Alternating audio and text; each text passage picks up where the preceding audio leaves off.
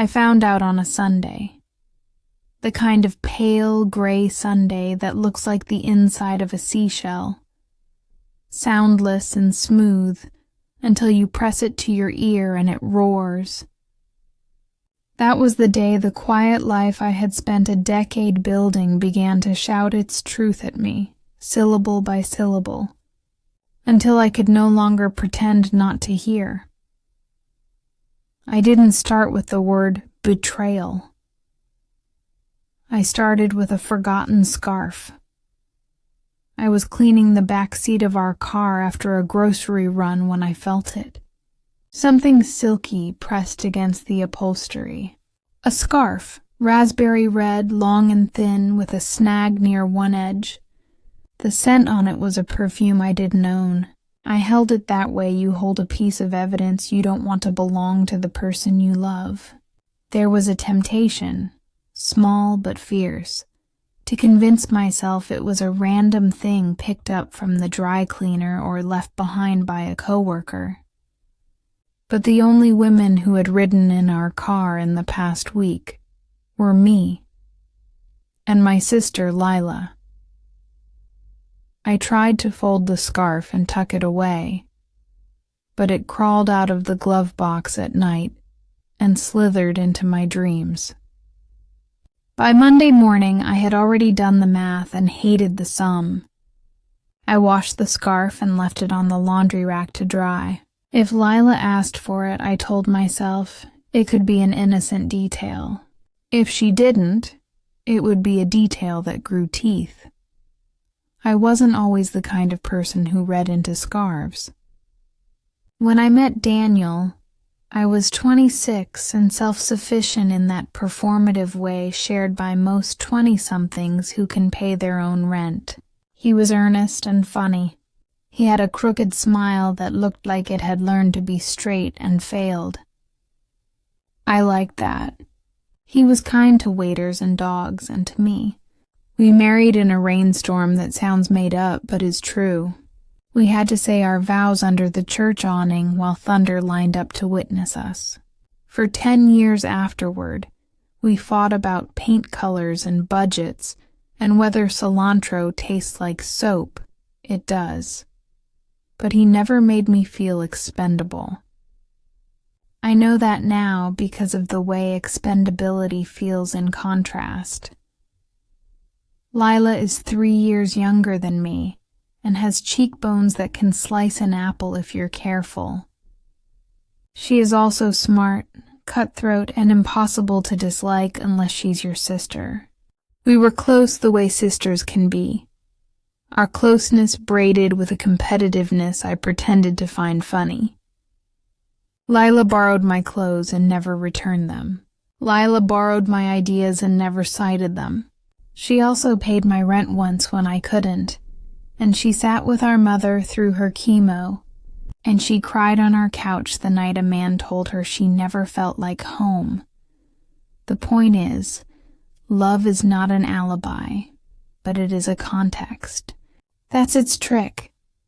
When our mother died, Lila and I wove around each other like two vines learning what to cling to. After the funeral, she started coming to our house every Sunday for dinner. It feels less empty here, she said. Sometimes she stayed late to drink wine and watch true crime documentaries with me until Daniel would yawn and tap the couch cushion for me to join him.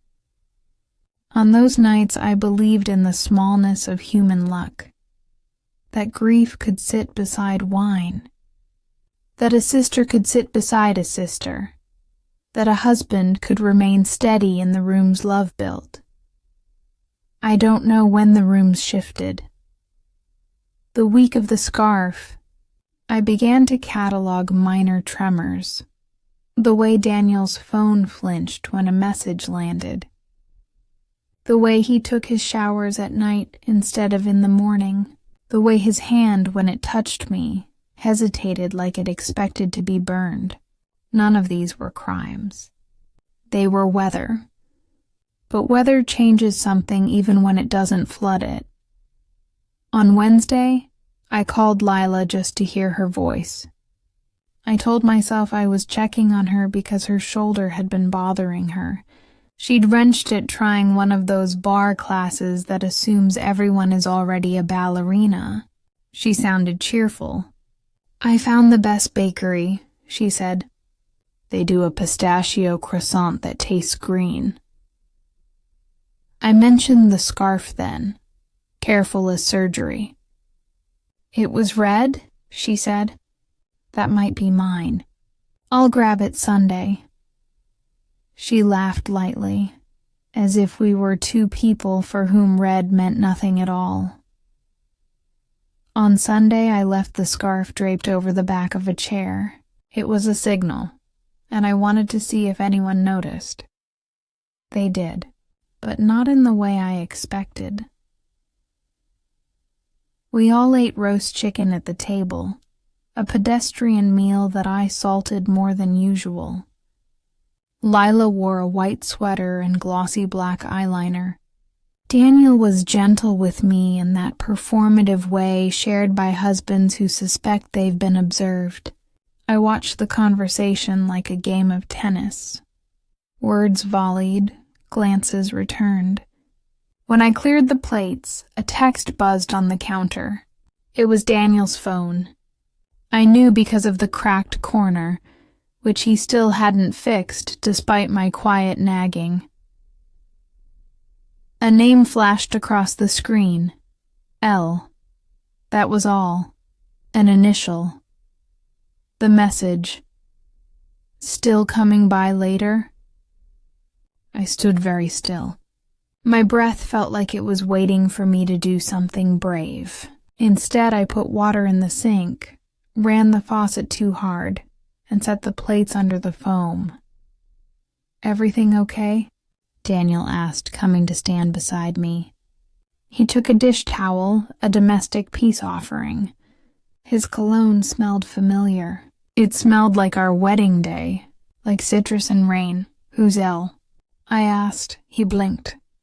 It was a good blink, plausible, practiced. "From work," he lied, easy as breathing. I nodded as if that were oxygen. Lila came up behind him, holding her wine glass with the tips of her fingers the way movie heroines do. "You two stop being useful and come eat dessert," she said. She brushed past Daniel too closely, and my breath finally did something brave. It left. After dinner, Daniel said he had to drop something off at the office. "On a Sunday night?" I asked. He kissed my hair. "Sorry," he said, and the word was so small I almost didn't see it. Lila volunteered to help me with the dishes. "You don't have to," I began. "I want to," she said. She rolled up her sleeves with such purpose I wanted to cry. We scrubbed in silence. I felt the red scarf on the chair like a live wire behind us. She turned off the faucet and leaned on the counter. "You ever think about the unhappy version of your life?" she asked suddenly. "The one you can still choose not to live?" The room tilted just a degree. "What does that mean?" "It means nothing." She smiled, then reached for a towel. "It means I need to stop drinking on Sundays." She left at 10. I walked her to the door like a hostess who couldn't remember the theme. When I hugged her, she trembled. "Everything okay?" I asked. "Of course," she said. Daniel returned close to midnight. I was in bed pretending to read, my eyes touching the same sentence for an hour and never breaking it in. He slipped under the quilt, chilly. "How's Elle?" I asked. The question cracked like ice. He turned his head. In the dim, his face looked younger. "Work," he said, more tired than defiant. "A deadline." He reached for my hand under the blanket and found it rigid. After a long minute, he let go, The next week, I started to look for reasons. Humans are good at narratives when the present refuses to explain itself. I snooped, badly, guiltily. I checked our phone records, a thing I'd never thought to do. I found a series of calls to a number I didn't recognize, at odd hours, for short bursts. I typed the number into my contacts. The phone suggested a name, Lila. It did so because her number was already there. She had 2 numbers. She'd gotten a new one recently, she'd said, because her old carrier kept dropping calls. I had saved the new one. I had forgotten the old existed. Hey, I texted that old number.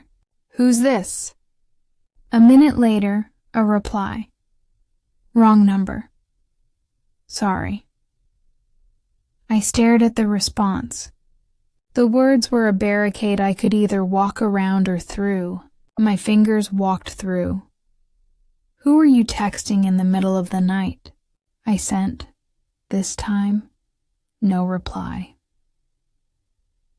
The next day, I asked Lila to meet me for coffee at a cafe near the river. October had started to gnaw the edges of the trees, and the sunlight had that pretense of warmth that means you brought the wrong jacket. She showed up in a camel coat and dark jeans. Her hair, always perfect, fought the wind bravely. We ordered and sat on a bench. I said it plainly. Are you sleeping with my husband? The air changed. The boats on the river became props. Lila stared at me, then stared away, then back again.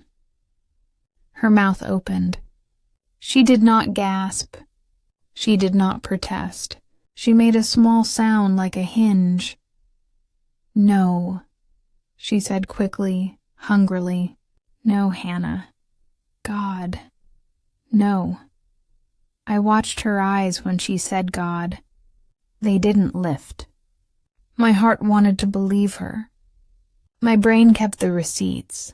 The scarf, I said. The texts. The scarf is mine. She wrapped her coat tighter. You know me? I lose things. And the texts. She stared at the coffee lid. I shouldn't have texted him. It was about your birthday. I was trying to plan something. My birthday was 2 months ago. She flinched. I know. I hadn't meant to cry, but tears arrived. Orderly, quiet, as if they had tickets. Leela reached for my hand and I let her. That's the thing about love. It doesn't retire on command. She squeezed. I would never, she whispered. You're my sister. I realized, as she sat there lying to my face, that the sentence contained a double-edged truth. Because she was my sister, she believed I would forgive her. Because I was her sister, I wanted to. We left the cafe.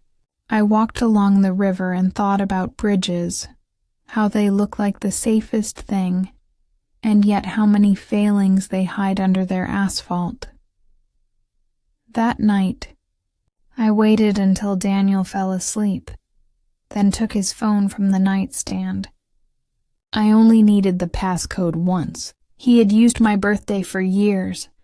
Inside was a neatly curated life, a folder of photos labeled home, another labeled work, threads of messages color-coded by recurring names. I scrolled. I found L in his favorites, the name neutral as a blade. Their messages were pragmatic, like colleagues planning a meeting. Tomorrow 6, I can do 5:30. Back entrance. The back entrance to what? Then farther down, more personal. I miss you from him. You shouldn't from her. But I do. No name. No photos. Both of them at least that careful. The risk was in the words and the timestamps, and in my hands reading them. I woke Daniel up. What is this? I asked, my voice too even. He sat up slowly, as if waking into a role. He looked at the phone, at me, at the phone again. There is a moment when a person decides which truth to live in. I watched him choose. It's not what you think, he said, and even he seemed tired of the cliché. Then what is it? I asked. He didn't have an answer that could fit in our bedroom. He rubbed his eyes. I made a mistake. How long? He hesitated. Hesitations are clocks.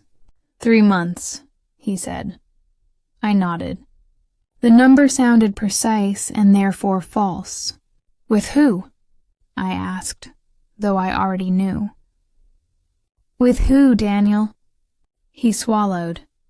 I can't, he began, and the word can't shoved me from the bed to the floor where I steadied myself with the carpet.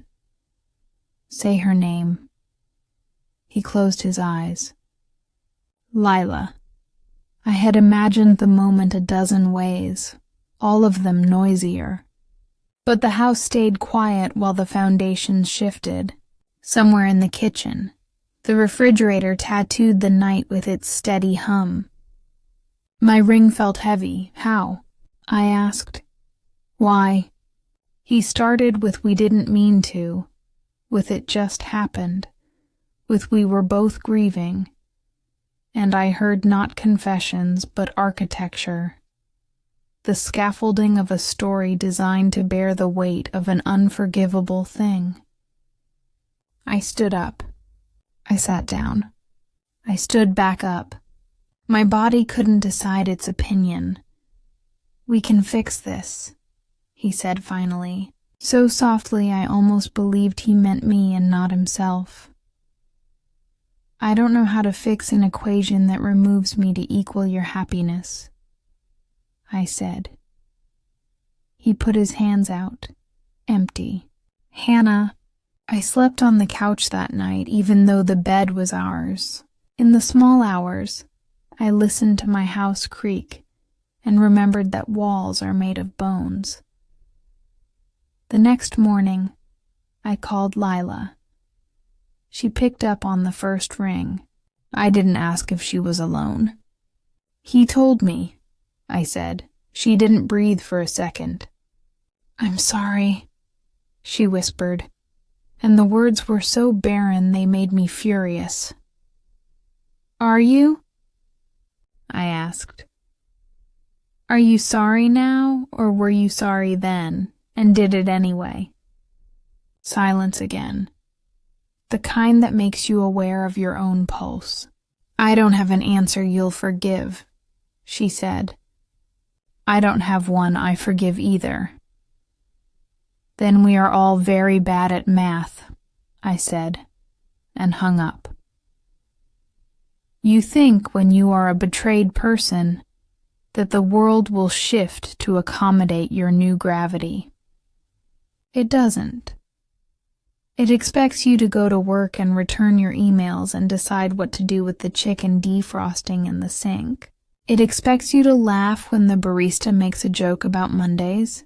And it expects you to stand in line and pay taxes and not disrupt yoga class by sobbing into your mat. The world is rude that way. I told my boss I needed a few days off. He nodded, the way people nod in the vicinity of fire. He didn't ask why. I sat in the living room with a notebook and made 2 lists. Things I know and things I don't. Under things I know, I wrote, he cheated. She cheated. For 3 months at least, they lied. I am the only one who didn't break a promise. Under things I don't, I wrote, why? Then I left the rest of the page blank and glared at it until the blankness looked like a landscape. On the 3rd day, I called a therapist.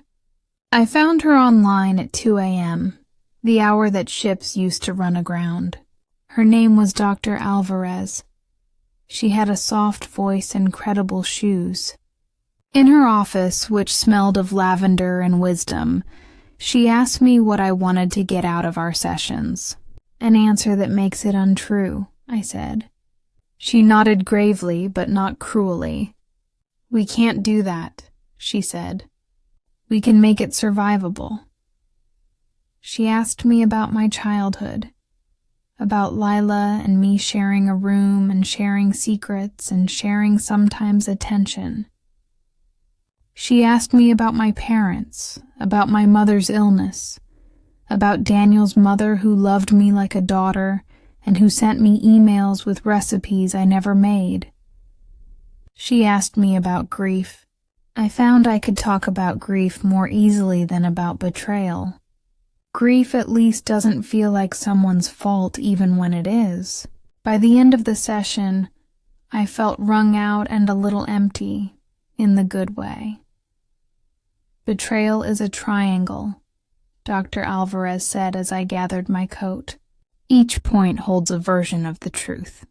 You're going to be tempted to stand in all three at once. Choose one. Choose your corner. My corner. Your truth, she said.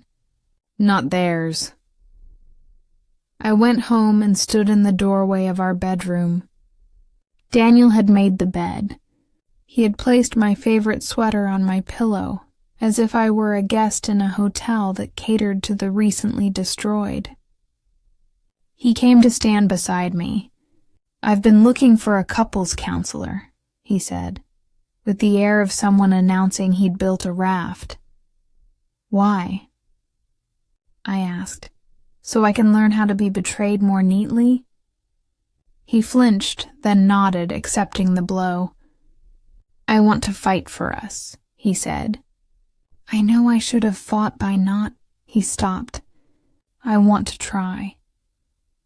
I looked at his hands, the same hands that had fixed our leaky sink and held my face when I told him my mother was gone.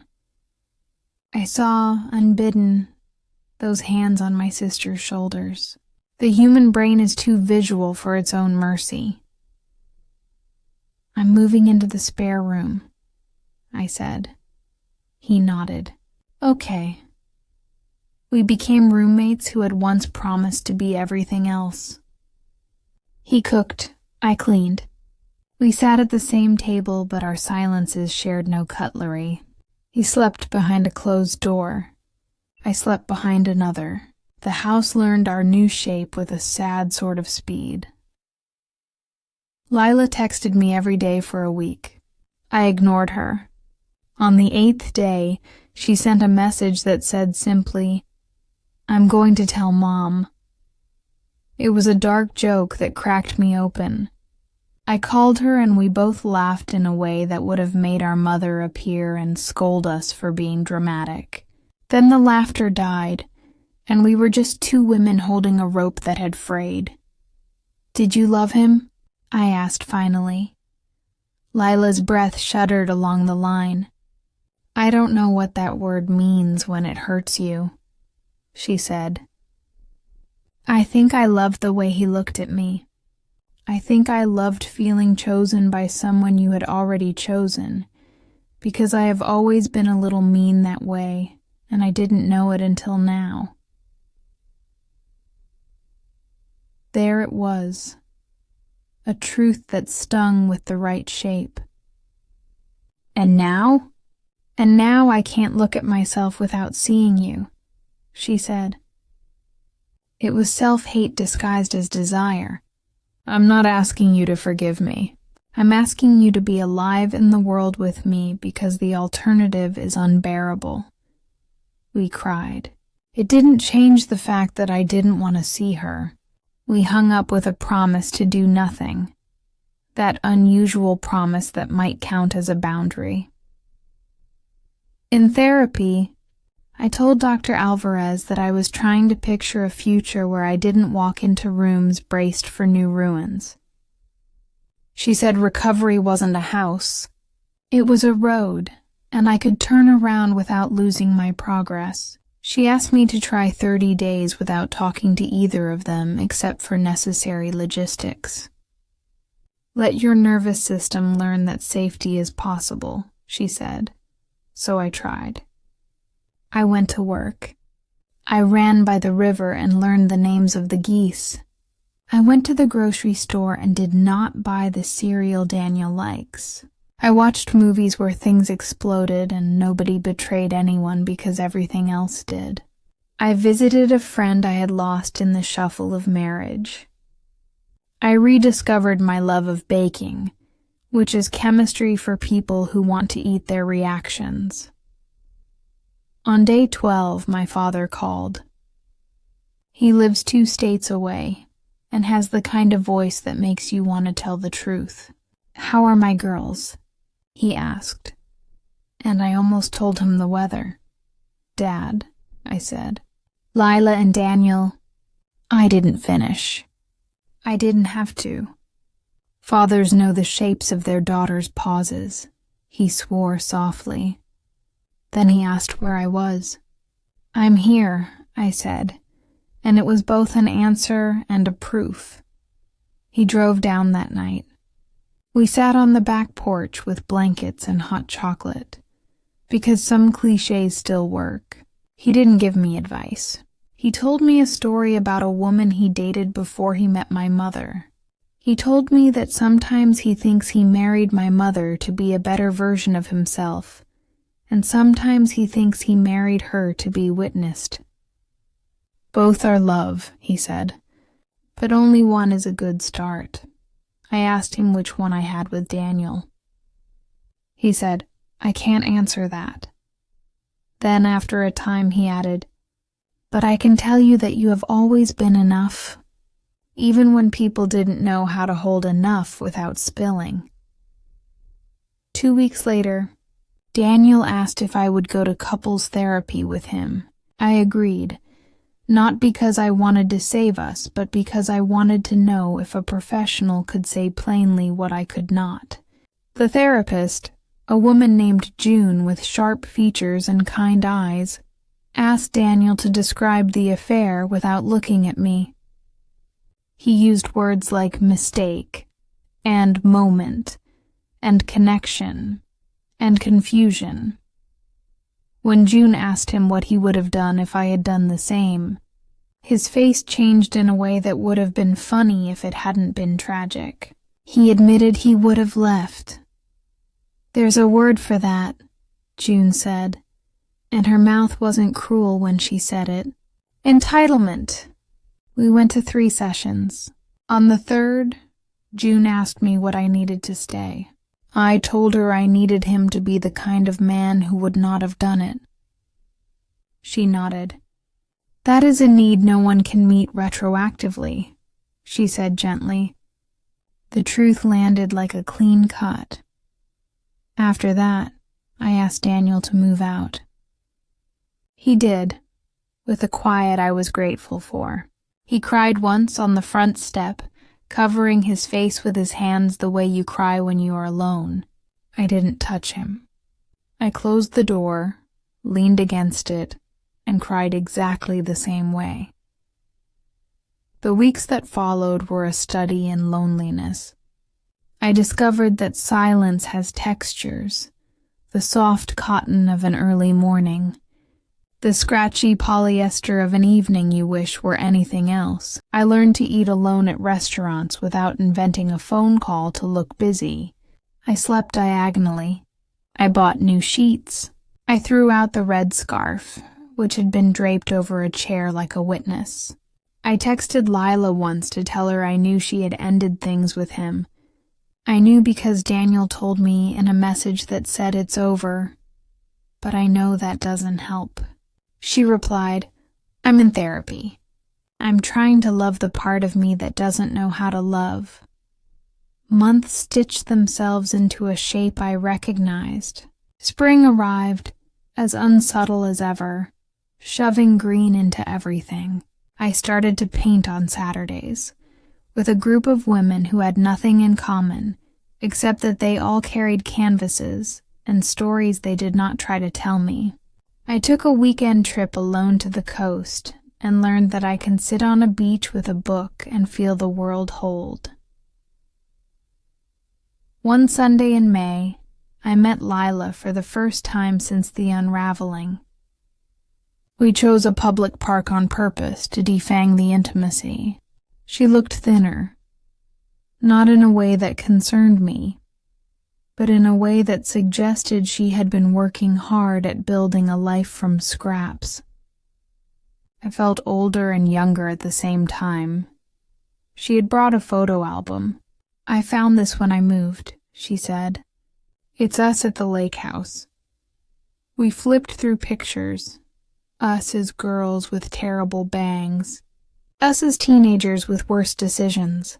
Our mother in a sun hat, laughing at something we couldn't see. Our father pretending he knew how to grill. In one photo, I was carrying Lila on my back, her arms looped around my neck like a trust exercise. "I always wanted to be you," she said without looking up. "I didn't know I was trying to steal you from you." "I'm sorry." She said it in a voice that didn't ask for absolution. It asked for a map. "I can't give you forgiveness like a gift bag," I said, "but I can give you today." She nodded, tears gathering politely. "I'll take today," she said. We walked for an hour. We didn't talk about Daniel again. I discovered that I could love my sister and not trust her, and that this was a sentence the world allowed. The divorce was not explosive. It was paperwork, and dreaded phone calls, and the splitting of assets, and an argument about the cast iron skillet that made us both laugh in spite of everything. We signed documents in the office of a woman with invisible eyebrows. When we walked out, the street looked the same to everyone but us. "Do you think we were happy?" Daniel asked, standing on the sidewalk with his hands in his pockets, as if waiting for a bus that would take him somewhere better. "I think we were good at the story," I said. "And then we weren't," he nodded. "I'm sorry I ruined it." "You didn't ruin it," I said. "You ended it. Is there a difference?" "Yes," I said. "One suggests careless hands. The other suggests a decision." He looked at me, desperate for a path to the version of him I might still love. I didn't tell him that I didn't hate him. I didn't tell him that some days I remembered his kindness with a fondness that survived. I didn't tell him that he had given me 10 years that contained both the best and the worst of me. I didn't tell him that when he laughed in a particular way at a joke most people missed, I felt a grief that was mostly gratitude. I didn't tell him that once, at a concert, he had put his coat around my shoulders, and I had almost married him again. I didn't tell him because those truths were mine. I had chosen my corner. We parted. He moved to an apartment across town. He started to date, cautiously, like someone approaching a dog that might bite. I started to say yes to invitations I would have declined when I was married. I made a habit of noticing small things. The neighbor kids' chalk drawings on the sidewalk, the way rainwater collects in the leaves of hostas, the fact that the geese have a hierarchy that resembles ours more than we like. I learned to sit with my loneliness until it turned into solitude, which is the same emotion with better posture. One day in late summer, I met someone at my painting group. His name was Ellis. He had a way of listening that felt like being held without being touched. We walked home together after class, and he told me about the best meal he'd ever eaten, a bowl of noodles in a city he didn't mean to visit. And I told him about the worst joke I'd ever laughed at, a pun so bad it circled back to brilliance. He asked me too many questions, and I didn't mind. He didn't try to fix anything in me. He did not ask for a story I wasn't ready to tell. We sat on a stoop eating ice cream, and when his hand brushed mine, it felt like a door opening to a room with light. I did not enter, but I didn't run either. Lila began to show up in my life differently. She got a job at a nonprofit that helps women leaving abusive relationships. She called me once a week, usually on Thursdays, to tell me about the cat she had adopted, a terror, about the plant she had kept alive, miraculous, about the book she had read that I would love, I did. We went to our mother's grave together and sat on the grass and told her about our lives as if she were working a night shift and needed to be caught up. We apologized again, and then we stopped apologizing and started promising to be women who could be trusted, to be women who forgive themselves precisely enough to be dangerous to no one. I saw Daniel once at the farmer's market. He was standing by a stall arguing with a vendor about whether peaches should be refrigerated. They shouldn't. He saw me and lifted his hand in a small wave. I lifted mine. We didn't approach each other. We didn't ruin the morning by hauling the past into it. He turned back to the peaches, and I turned toward a woman selling dahlias as big as dinner plates. I bought 2, one for me and one to leave on my mother's grave next time, because she would have liked their vulgarity. On the anniversary of the day I found the scarf, I took it as a holiday I didn't want but could use. I took myself to breakfast. I ordered pancakes that came with strawberries glossed like truth. I wrote in my notebook 3 lists: what broke, what survived, what grew, under what broke. I wrote the story we told about ourselves, the ease, the illusion that goodness guarantees goodness.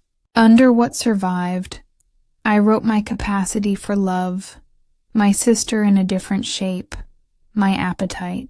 Under what grew, I wrote edges, boundaries, an ability to leave rooms when I am bored or hurt, a desire for something quiet and new. After breakfast, I walked by the river. The geese were bossing each other around with their elegant tyranny. A child threw bread. An adult scolded. The child looked scandalized. I laughed.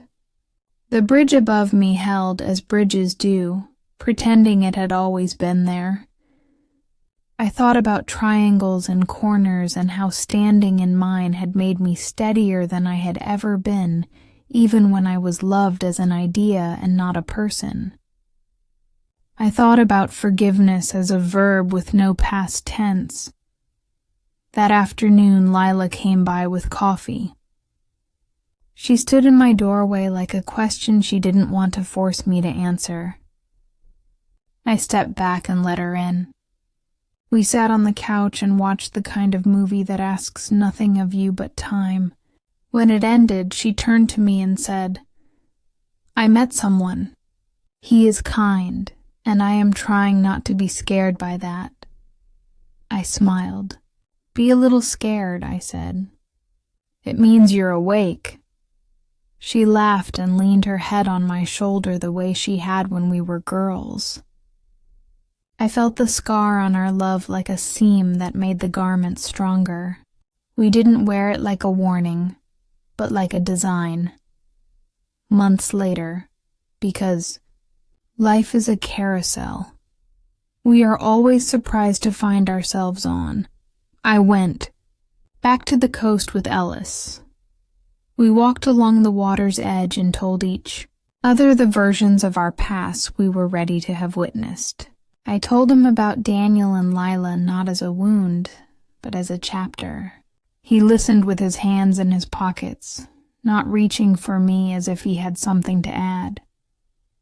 When I finished, he looked at the sea and then at me and said, "You are very clear." It felt like a blessing.